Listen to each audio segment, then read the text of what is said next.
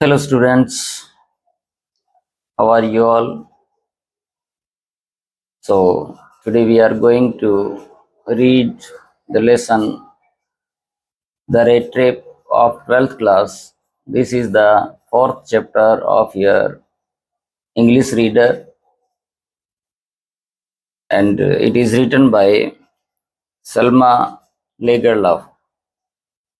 तो ये फ्लेमिंगो का हमारा फोर्थ चैप्टर है इंग्लिश रीडर का। द रेड ट्रैप एक बहुत ही मज़ेदार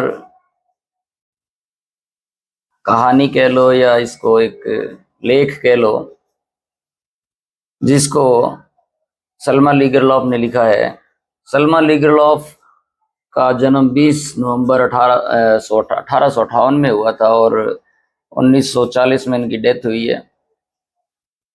ये स्वीडन की रहने वाली थी और पहली महिला थी जिसको लिटरेचर के लिए नोबेल प्राइज मिला था 1909 के अंदर। और स्वीडिश लिटरेचर को दुनिया भर में फैलाने में इनका महत्वपूर्ण योगदान है। ये एक इंग्लिश टीचर थी स्कूल के अंदर और पढ़ाने के साथ साथ ये अपना खाली समय के अंदर लेखनी का अपना प्रैक्टिस किया करती थी, लिखती थी। So let's read the chapter the red trap, जिसके अंदर इसने लेखिका ने इस दुनिया के बारे में एक बड़ा ही ज़बरदस्त आइडिया दिया है। यानी कि इसके अंदर एक कैरेक्टर के थ्रू स्टोरी के अंदर जो रेड ट्रैप सेलर है, जो चूहेदानी बेचने वाला व्यक्ति है, उसके द्वारा इस आइडिया को प्रेजेंट किया है। वो सोचता है कि ये पूरी दुनिया जो है वो एक चूहेदानी है। रेड ट्रैप, चूहे को पकड़ने वाली जो शिकंजा होता है, चूहेदानी जिसमें चूहों को पकड़ते हैं, ये उसके समान है। ठीक उसी प्रकार जैसे चूहेदानी में हम कुछ बटर या कुछ ब्रेड का हिस्सा या रोटी का टुकड़ा या कुछ चीज वगैरह या पोर्क वगैरह रख देते हैं चूहों को आकर्षित करने के लिए। तो रेड ट्रैप सेलर वो कहते हैं कि इस दुनिया में जितनी उपलब्धियां हैं, चाहे वो बिजनेसेस है, जॉब्स है, लग्जरीज ऑफ लाइफ है, ये सारी की सारी चीजें जो है वो ठीक उसी प्रकार है। जो चूहे को लालच दिया जाता है उसी प्रकार व्यक्ति को लालच दिया जाता है, फिर व्यक्ति उसमें फंस जाता है और तमाम उम्र पछताता है। यानी all these luxuries are compared with the cheese, pork, bread that is given for the rats to catch in the rat trap। तो किस प्रकार से इसको आगे डिटेल में समझाया गया है, let's read page number 32, the red trap, the beginning about the author. इसके बारे में आपको बता दिए। वैसे तो ये फर्स्ट वुमेन है जिसने नोबेल प्राइज जीता लिटरेचर के अंदर 1909 के अंदर। 20 नवंबर 1858 में जन्म हुआ स्वीडन के अंदर और 1940 में इनकी डेथ हुई है। Salma लीगरलॉफ 1858 to 1940 was a Swedish writer whose stories have been translated into many languages। इनकी कहानियां जो है बहुत सी भाषाओं में ट्रांसलेट की, अनुवादित की गई है। A universal theme runs through all of them, a belief that the essential goodness in a human being can be awakened through understanding and love। इनकी कहानियों का जो है एक सार्वभौमिक सार रहता है, यानी कि पूरे विश्व में एक मान्यता वाला एक इंसानियत की इस दुनिया के अंदर एक ये विश्वास है, belief that the essential goodness in human being can be awakened through understanding and love. यह विश्वास कि मनुष्य में निहित अच्छाई को समझ और प्रेम के माध्यम से जागृत किया जा सकता है। यानी कि कोई भी व्यक्ति जो है उसके अंदर जो है समझ और प्रेम को जगाया जा सकता है, लेकिन वो भी किसके द्वारा? एक अच्छाई के द्वारा, उसको मोटिवेट करके। This story is set amidst the mines of Sweden rich in iron ore which figure large in the history and legends of that country. The story is told somewhat in manner of a fairy tale. ये कहानी जो है Sweden के ऐसे area के अंदर दिखाई गई है, ऐसी जगह घटित होती है जहां पर लोहे की खाने हैं जहाँ की आयरन और निकलता है और लोहे का सामान बनता है, जिसका उस देश के इतिहास और लोक कथाओं में महत्वपूर्ण स्थान है। यानी कि स्वीडन के अंदर जो है इनकी आयरन से संबंधित जो इसके एस्क मिलते हैं या इसकी फैक्ट्रीज है, उसका एक अपना इतिहास रहा है और लोग भी उनका जिक्र करते हैं अपनी कहानियों में। और this story is told somewhat in the manner of a fairy tale. ये कहानी भी कुछ हद तक एक फेरी टेल की तरह सुनाई गई है। फेरी टेल का मतलब होता है कि जिसकी शैली, जैसे आप परियों की कहानी सुनते हैं जिसके अंदर बहुत कुछ रोचक होता है और अचंभित करने वाला होता है, जिसपे कुछ यकीन करने वाला होता है और कुछ यकीन न यकीन करने वाला होता है। फेरी टेल्स वो होती है जो आपको, जैसे सिंदबाद जहाजी आपने सुना है और बहुत सारी परियों की कहानियां सुनी हैं, उस शैली के अंदर इसको प्रस्तुत किया गया है। Now notice these expressions in the text, infer their meaning from the context. कि लेसन की इन अभिव्यक्तियों पर ध्यान दें और संदर्भ में इनका अर्थ समझें। संदर्भ मीन्स किस संदर्भ में क्या मीनिंग लिया गया उनका, और एक्सप्रेशन में क्या मीनिंग बनता है। Keep body and soul together, plods along the road, impenetrable prison, eased his way, things have gone downhill, hunger gleamed in his eyes, unwanted joy nodded a haughty consent, fallen into a line of thought. Once upon a time, there was a man who went around selling small red traps of wire. He made them himself at odd moments from the material he got by begging in the stores or at the big farms. But even so, the business was not especially profitable. So he had to resort to both begging and petty thievery to keep body and soul together. Even so, his clothes were in rags, his cheeks were sunken, and hunger gleamed in his eyes. अब कुछ इसके अंदर जो महत्वपूर्ण शब्द है वो देख लीजिए। स्मॉल रेड ट्रैप्स, छोटी चूहेदानियां, वायर यानी कि लोहे की तारों की, ओड मोमेंट्स का मतलब होता है फ्री टाइम, जब यानी खाली समय उसके पास होता था। From the material he got by begging, stores में जो भीख मांगने पे या बड़े फार्मों में भीख में उसको लोहे की तार मिल जाते थे, सामान मिल जाता था, उनसे वो बनाता था। लेकिन वाज नॉट स्पेशली प्रॉफिटेबल, फायदे का सौदा तो ये नहीं था बिजनेस जो वो कर रहा था। अब इसके लिए वो क्या करता था, कुछ बेगिंग करता था यानी भीख मांगता था, एंड पेटी थीवरी, पेटी थीवरी का मतलब है कुछ चोरी, छोटी मोटी चोरियां कर लेता था ताकि वो अपने आप को, keep body and soul together का मतलब है अपना गुजारा कर सके, अपने आप को जिंदा रख सके, शरीर और आत्मा को साथ में रख सके, यानी कि जिंदा रह सके। So once upon a time, एक बार की बात है, a man who went around selling small rat traps wire, एक आदमी तार की छोटी चूहेदानी बेचता था। He made them himself at odd moments, वो खुद ही इन्हें अपने खाली समय में बनाता था। From the material he got by begging in the stores और एट द बिग फार्म्स, दुकानों या बड़े खेतों से उसे जो ये तार वगैरह मिलते थे उनसे वो उनको बनाता था। But even so the business was not specially profitable, फिर भी ये जो धंधा था उसका फायदे का नहीं था। So he had to resort to both begging and petty thievery to keep body and soul together, इसलिए उसे गुजारा करने के लिए भीख मांगने और छोटी मोटी चोरी करने का भी सहारा लेना पड़ता था। हिज क्लोथ्स वर इन रेग्स, उसके कपड़े फटे पुराने थे। हिज चीक्स वर संकन, उसके गाल पिचके हुए थे।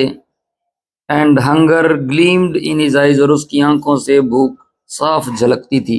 ग्लीम्ड, चमक, दिखाई देना, चमकना।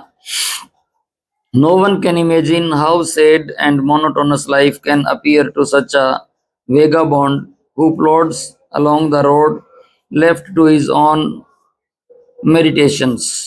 कल्पना भी नहीं की जा सकती कि ऐसे घुमक्कड़ के लिए जीवन कितना उदास और नीरस हो सकता है, जो सड़क पर धीरे धीरे चलता और अपने विचारों में खोया रहता है। मोनोटोनस जैसे हमने पढ़ा था दादी माँ वाले चैप्टर में पोर्ट्रेट ऑफ अ लेडी के अंदर, मोनोटोनस सिंग सॉन्ग, यानी जो एक ही धुन में चलता रहता है, यानी कि जिसमें रस नहीं बनता, जो बिल्कुल नीरस होता है, सैड एंड मोनोटोनस, उदास और नीरस। इसमें एक वर्ड यूज हुआ है, life can appear to such a vagabond.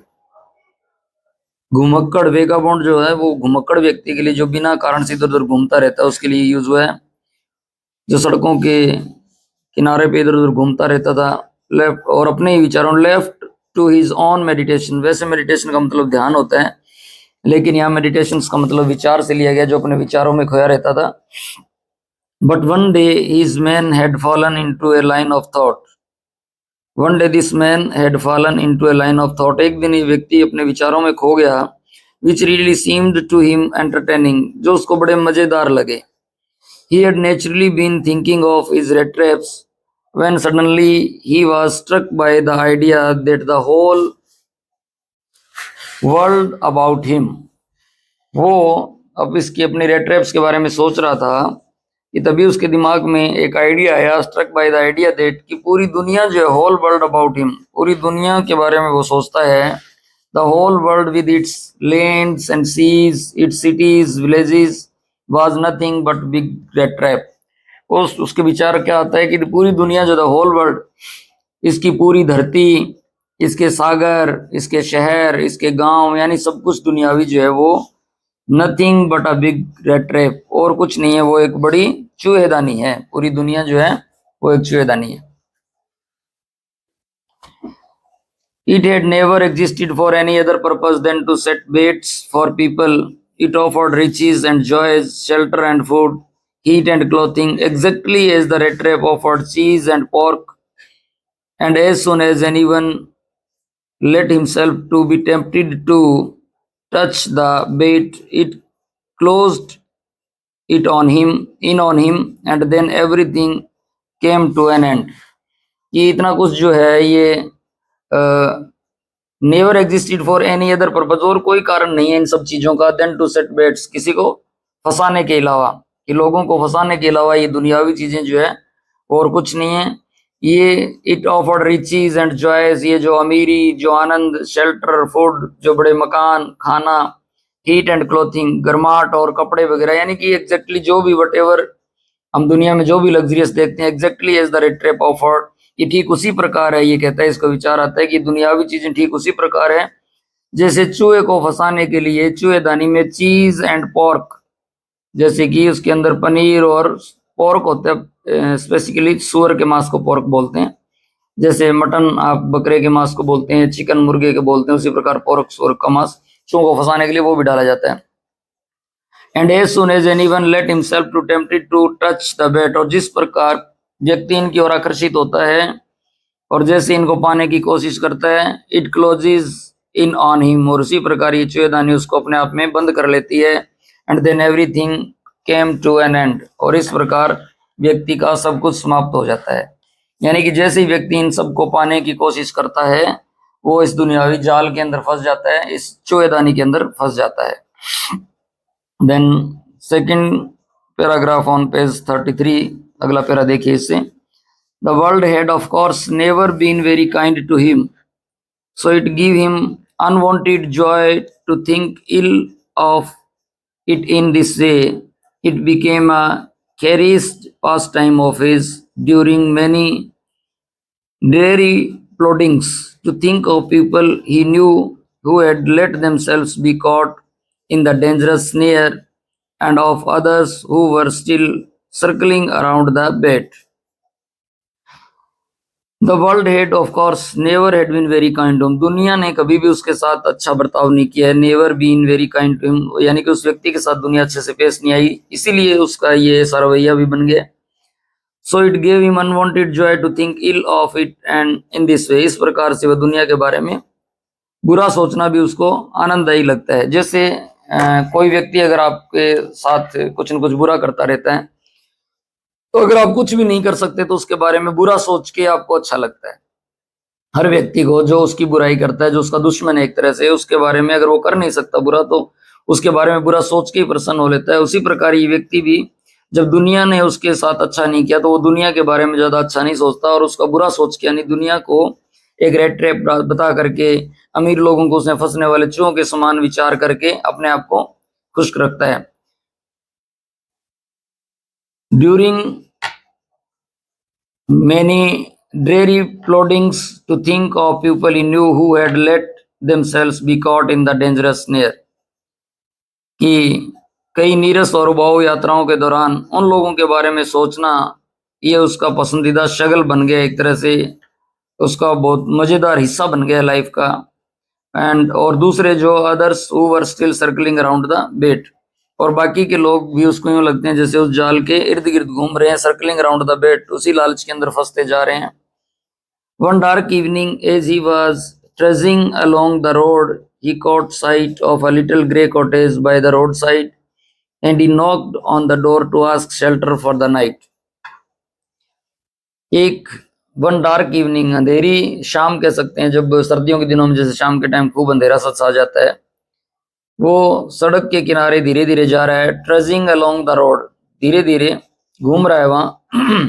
तभी उसको क्या दिखाई देता है, little grey cottage by road side, सड़क के किनारे उसको एक दूसर कह सकते हैं धुंधली सी, यानी कि लिटिल ग्रे, जो जिसके ऊपर कोई किसी प्रकार का रंग रोगन नहीं है, झोंपड़ी टाइप एक कॉटेज दिखाई देती है। And he knocked on the door to ask shelter for the night, और वो क्या करता है, उस कॉटेज पे जा करके तो उसको खटखटाता है उसके अंदर रात निकालने के लिए, कि उसको रात के लिए आश्रय मिल जाए। To ask shelter for the night, shelter का मतलब रहना होता है, निवास होता है, यानी कि रात्रि के लिए उसको ठहराव के लिए जगह मिल जाए।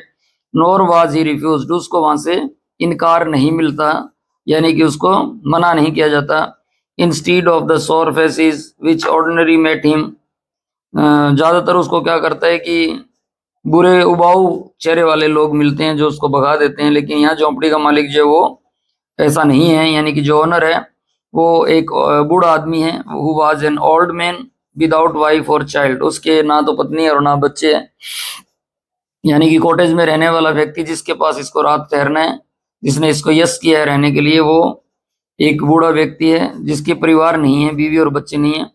Was happy to get someone to talk to in his loneliness, immediately he put the porridge pot on the fire and gave him supper, जो बूढ़ा व्यक्ति है उसको खुशी मिलती है जब कोई उसके पास आता है, क्योंकि वो अकेला तो रहता ही है, तो इस बात से वो खुश होता है कोई उसके पास रात रुकने के लिए आया है।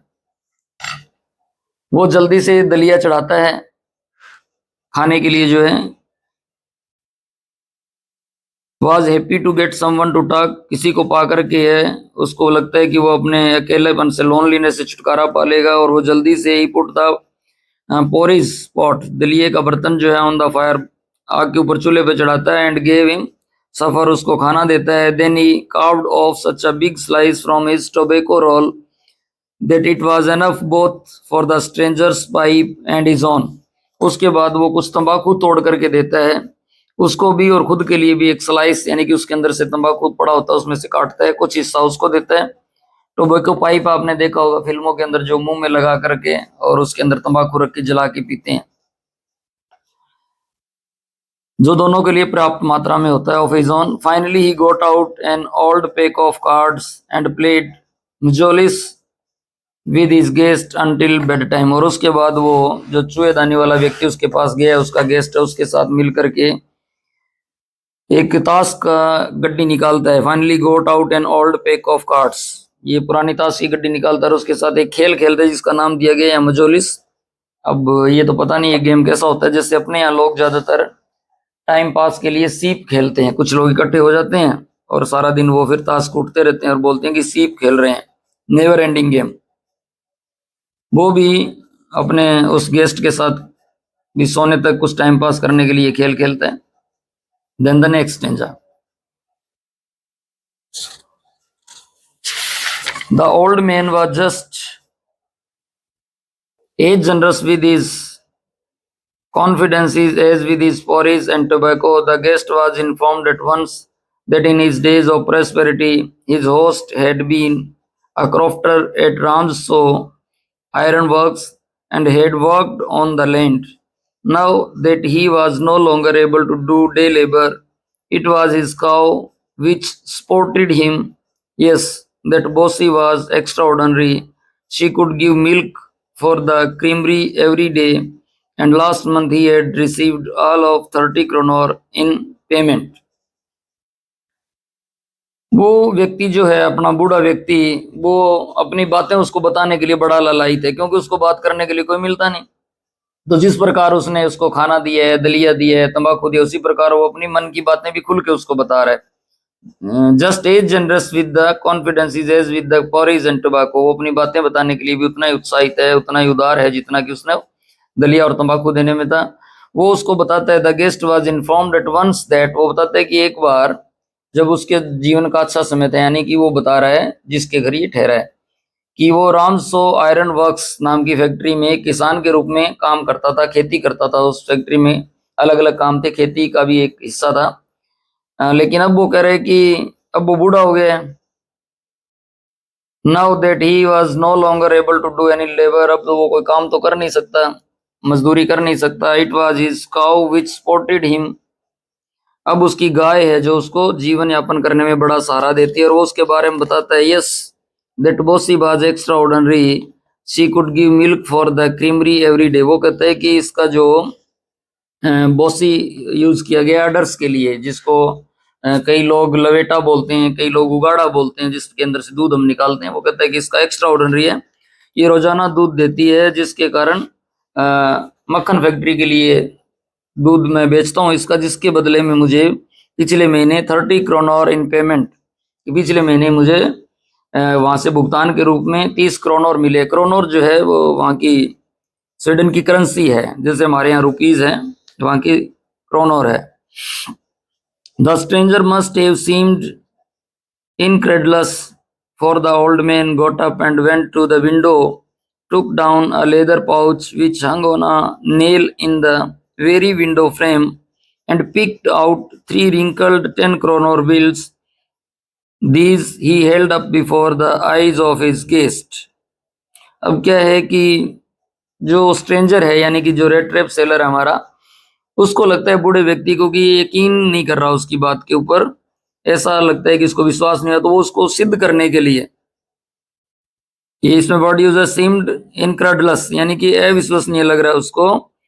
तो for the old man got up, उसके लिए बूढ़ा आदमी खड़ा होता है, खिड़की के पास जाता है, went to the window, took down a leather pouch, वहां से एक लेदर पाउच उठाता है खिड़की के पास से, जो कील के ऊपर लेदर पाउच यानी कि एक चमड़े की थैली जो वहां लटकी हुई थी उसको उतारता है, और उसके अंदर से 3 10-10 के picked out 3 wrinkled 10 kronor bills, और 3 जो है 10-10 के 3 नोट निकालता है, जो जिनके ऊपर रिंकल्ड यानी कि बहुत सारे धारियां पड़ी है। जब मोड़ तोड़ देते हैं तो उसके अंदर रिंकल्स पड़ जाते हैं, जैसे हमने पहले चैप्टर के अंदर रिंकल्ड क्रिस क्रॉस रिंकल्ड दादी माँ का फेस जो था उसके ऊपर बहुत सारी झुर्रियां पड़ी हुई थी, वहां पड़ा था।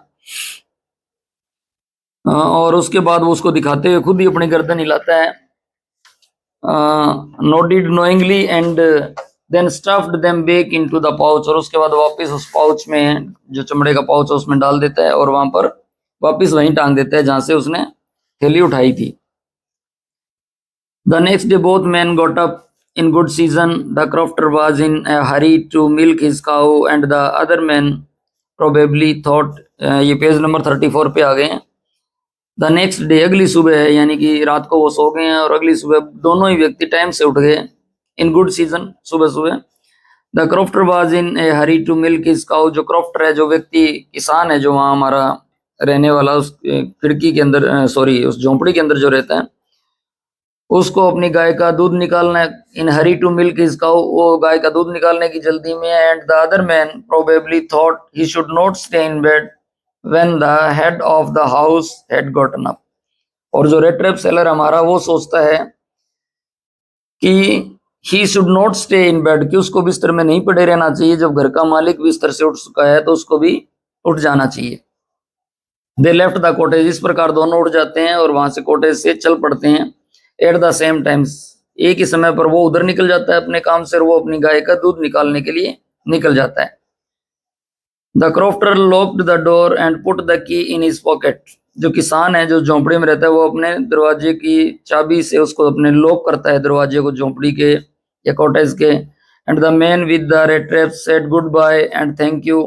रेड ट्रैप सेलर उसको गुड बाय बोलता है, थैंक यू बोलता है, धन्यवाद करता है। And thereupon each went his own way. और इस प्रकार दोनों व्यक्ति अपने अपने रास्ते चले जाते हैं। But half an hour later the red trap peddler stood again before the door. लेकिन आधे घंटे बाद जो रेड ट्रैप सेलर है हमारा, यहाँ पेडलर का मतलब वही घुमंतू घूमने वाला जो व्यक्ति है, वो उसी कॉटेज के दरवाजे पे खड़ा दिखाई देता है, हमें वहीं खड़ा होता है। He did not try to get in. वो अंदर जाने की कोशिश नहीं करता। However he only went up to the window. वो सिर्फ खिड़की तक जाता है। Smash the pane. एक शीशा तोड़ता है। Stuck in his hand. अपना हाथ अंदर डालता है। And got hold the pouch with the 30 kronor. और उस थैली को निकालता है जिसमें 30 क्रोनोर रखे हुए हैं। He took the money and thrust it into his own pocket. वो पैसा निकाल करके अपनी पॉकेट में डाल लेता है। Then he hung the leather pouch very carefully back in its place and went away. और फिर उस लेदर पाउच को, उस चमड़े की थैली को वापस वहां लटका करके जिस जगह वो लटकी हुई थी और चला जाता है। अब यहाँ पर हमारे पास 4 प्रश्न आ गए हैं। ऊपर वाली साइड में आप देखेंगे तो from where did the peddler get the idea of the world being a rat trap. कि जो घुमतू व्यक्ति है, घुमक्कड़ व्यक्ति है, उसको ये आइडिया कहाँ से आता है कि पूरी दुनिया जो है वो एक चूहेदानी है। वाई वॉज ही एज्यूम्ड बाय दिस आइडिया। और इस आइडिया से वो खुश क्यों होता है। दूसरा प्रश्न है। पहला प्रश्न है कि उसको ये आइडिया कहाँ से आता है। दूसरा है कि जब वो आइडिया उसके दिमाग में आता है तो उससे खुश क्यों होता है। And third one is did the peddler expect the kind of hospitality that he received from the crofter. क्या हमारा जो घुमक्कड़ व्यक्ति है, चूहेदानी वाला व्यक्ति है, उसने किसान से जो कॉटेज के अंदर रहता है इस प्रकार की हॉस्पिटैलिटी के बारे में सोचा था कि उसको इस प्रकार का अभिवादन मिलेगा, इस प्रकार का उसका वेलकम होगा, स्वागत होगा, ऐसे स्वागत के बारे में उसने सोचा था क्या। एक्सपेक्ट का मतलब होता है कि उम्मीद करना। क्या उसको इस प्रकार के व्यवहार की उम्मीद थी कि वो उसको रात रुकने के लिए भी कहेगा, उसको खाना भी देगा, टोबैको भी देगा, उसके साथ ताश भी खेलेगा और अपने दिल की सारी बातें साझा करेगा, मीन्स एवरीथिंग इंक्लूडिंग। क्या उसने ऐसा एक्सपेक्ट किया था। Then fourth is why was the crofter so talkative and friendly with the peddler. जो किसान है वो हमारे इस घुमंतू व्यक्ति जो रेड ट्रैप सेलर है इसके साथ इतना दोस्ती वाला व्यवहार क्यों करता है और बहुत ज्यादा बोलने वाला क्यों है। Why was the crofter so talkative. वो इतना बोलता क्यों है और उससे इतना फ्रेंडली क्यों हो जाता है। स्टार्टिंग में हमने पढ़ा था कि वो बेचारा अकेला रहता है, लोनलीनेस है, बीवी बच्चे भी नहीं है। तो इसको उसको मद्देनजर रखते हुए आपको इसका रिप्लाई लिखना है। Why did he show the 30 kronor to the peddler. जो किसान है वो उस रेड ट्रैप सेलर को अपने 30 क्रोनोर क्यों दिखाता है, रीजन क्या है, वो क्यों उसके सामने ला करके रख देता है, दिखा देता है कि मैंने 30 क्रोनोर है, झूठ नहीं बोल रहा हूँ। 6th one is did the peddler respect the confidence reposed in him by the crofter. जो पेडलर है हमारा, क्या हमारे किसान के द्वारा जो कॉन्फिडेंस के साथ उसको चीजें बताई जाती है उसकी रिस्पेक्ट करता है। Did the peddler respect the confidence reposed in him by the crofter. जिस प्रकार का आत्मविश्वास वो हमारे पेडलर जो क्रॉफ्टर है, किसान जो है, वो रेड ट्रैप सेलर में दिखाता है, क्या उसकी वो रिस्पेक्ट करता है, आदर करता है। ये 6 प्रश्न आपने अपनी नोटबुक में करने हैं इस चैप्टर में से अपने आप, by yourself, as a homework. तो यू आर अगेन रिक्वेस्टेड, ये ऑर्डर भी है और रिक्वेस्ट भी है कि आप इनको जरूर करें। इसको छोड़ देते हैं आप लोग, करते नहीं है, सॉरी फॉर दैट, इसको करना होता है। So up to page number 34 ये जो थिंक एज यू रीड के जो 6 प्रश्न हैं ये आप लोग घर से करके लाएंगे और इसका नेक्स्ट जो है पैराग्राफ वो हम अगले पीरियड में पढ़ेंगे। So I think enough for the day. Thanks a lot. तो ये जरूर कर लें। Goodbye, thank you.